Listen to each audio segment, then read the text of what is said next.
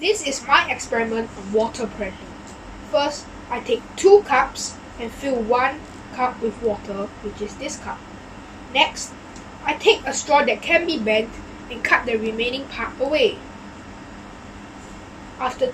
Thirdly, I place the straw in the cup with water and make it fill up with water.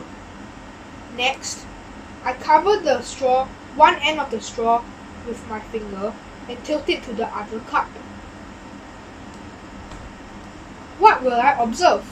Water will slowly flow from one cup to the other until both cups have an equal amount of water. How does the water stay in the straw? It stays in the straw due to water pressure at the bottom of it. How can the water flow from one cup to the other? Since there is water in the glass, this puts a high pressure on that glass.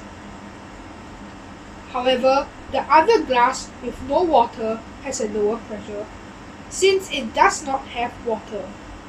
Thus, water can flow from this cup to the other cup until it has an equal amount.